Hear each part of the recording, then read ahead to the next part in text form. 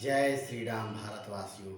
मैं दिवाकर सिंह कुशवाहा अपने इस चैनल वर्तमान भारत पे आप सबों का स्वागत करता हूं।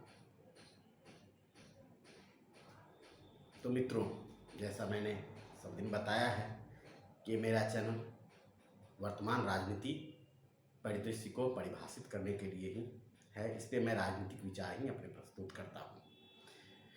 तो पिछले दिनों मैंने भारत में लोकतंत्र में जनता की विभिन्न प्रकार की भूमिका पर वार्ताएं की, जिसमें मैंने लोगों की आर्थिक स्थिति में हुए सुधार, भारत में विकास इत्यादि पे चर्चा की। आज मैं चर्चा कर रहा हूं भारत में लोकतंत्र पे। और ये लोकतंत्र पे जो चर्चा कर रहा हूं, भारत में लोकतंत्र 100 वर्ष पूरे कर चुका है। ऐतिहासिक रूप से आधुनिक लोकतंत्र की स्थापना भारत में 1920 ईस्वी में हुई थी और यह पार्लियामेंटो रिफॉर्म्स के रूप में हुई थी। और इसके बाद भारत में लोकतंत्र की प्रारंभ 1920 ईस्वी में पार्लियामेंटो रिफॉर्म्स से हुआ। इसकी कहानी मैं पहले सुना चुका हूँ, अगर मेरे पिछले वीडियो में देख लीजिए, अगर नहीं तो संक्षेप में बात करते हैं। भारत में जब से लोकतंत्र आया, उसका एक पक्ष था जिसकी चर्चा मैंने राजनेता और उद्योगपतियों के बीच में उद्योगपति घराने के संबंध में वार्ता करते हुए मैंने बता दिया है। अब मैं लोकतंत्र जिसे सामान्यतः सभी जनता में यह भ्रम उत्पन्न हो जाता है, यह जनता का शासन है, जैसा कि हमें समाजशास्त्र और राजनीति शास्त्र में पढ़ाया भी जाता है। अब्राहम लिंकन की परिभाषा, democracy is the governance of the people, for the people and by the people. लोकतंत्र ऐसे शासन है जो जनता के द्वारा और जनता के लिए शासन है, ऐसा हमें पढ़ाया जाता है। परंतु वास्तव में ऐसा नहीं होता है। लोकतंत्र वास्तव में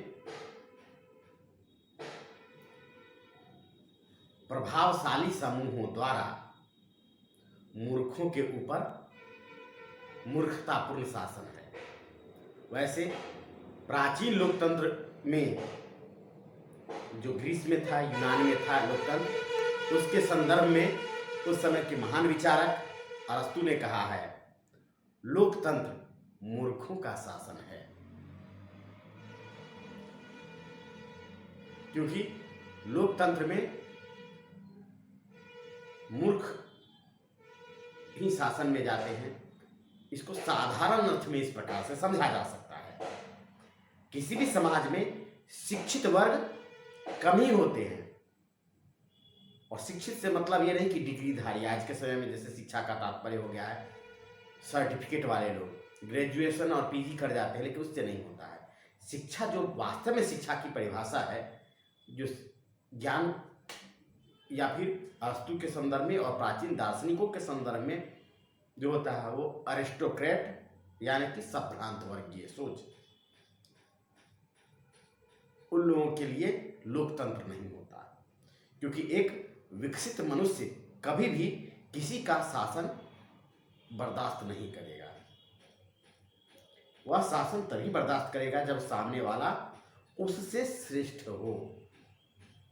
परंतु मूर्खता में ऐसा नहीं होता। जैसे कि इसका उदाहरण इस प्रकार से मैं लेता हूं, लोकतंत्र मूर्खों का शासन क्यों है, इसे सहजता से लिया जाए।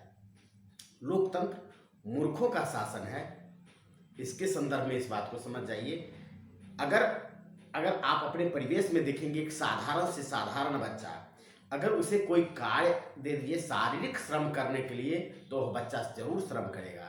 परंतु मानसिक श्रम करने के लिए कह दिया जाए, जैसे कि बच्चे पढ़ाई करो, एक दो शब्द भी सिखाने में जितना अधिक परिश्रम करिएगा उतना अधिक परिणाम नहीं आएगा। परंतु शारीरिक श्रम का कोई भी कार्य अगर बच्चों को दिया जाए तो वो सहजता से करते हैं, क्योंकि शारीरिक श्रम में मस्तिष्क पर बल कम लगता है, शरीर पे बल अधिक लगता है।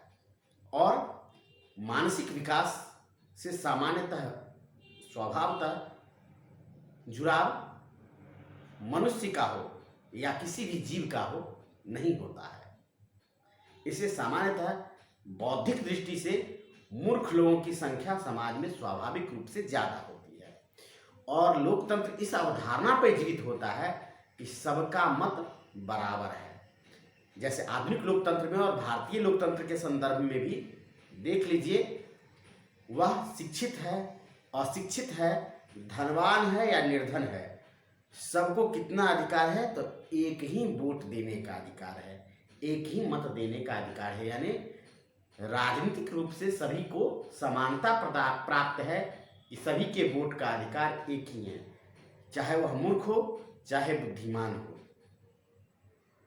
अब ऐसे में चूंकि समाज में मूर्खों की संख्या स्वाभाविक रूप से अधिक होती है, इसलिए सत्ता हमेशा मूर्खों के हाथ में ही रहती है।